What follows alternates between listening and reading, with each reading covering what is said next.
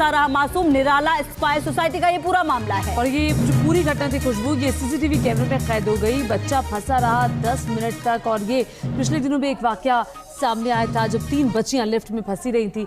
ये देखिए, ये बच्चा जो है कितनी टेंशन में है और चिल्लाने की कोशिश कर रहा है कि कोई उसको सुन ले। और जाहिर तौर पर बच्चे को गुस्सा भी आ रहा है कि देखिए वो फंस गया है, छोटा बच्चा है, बहुत मुश्किल हो जाती है।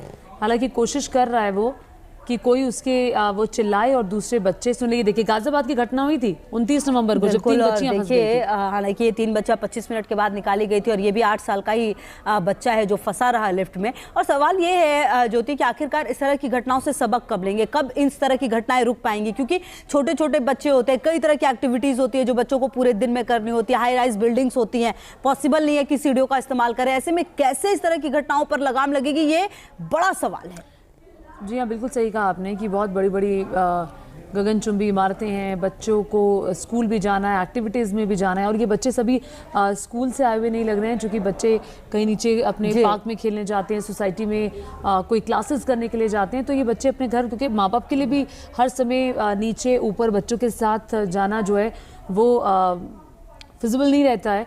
तो ऐसे में देखिए, ये ज़रूर जो हाई राइज सोसाइटी वाले प्रशासन है, जो वहाँ की कोऑर्डिनेशन करने वाले लोग हैं, उनके लिए सवाल है कि इस तरह की घटनाओं को कैसे रोका जाएगा। राहुल डबास जुड़ गए हैं। राहुल, एक बार फिर से ये घटना जहां पर बच्चा 10 मिनट तक लिफ्ट में फंसा रहा है, आखिरकार इस तरह की घटना से क्या अंजाम लिया, क्या सबक लिया जाएगा और क्या कुछ एक्शन हुआ है इस पूरे मामले में?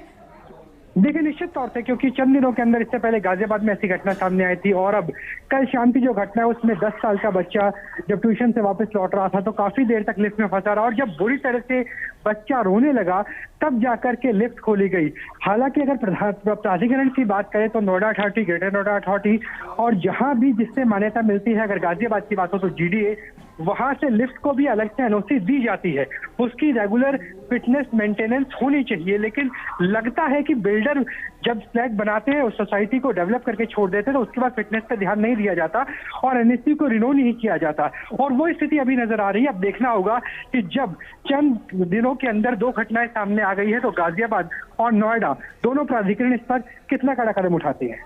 बिल्कुल, और देखना बेहद महत्वपूर्ण होगा कि किस तरह से इससे सबक लेती है। बहुत शुक्रिया आपका इन तमाम जानकारियों के लिए।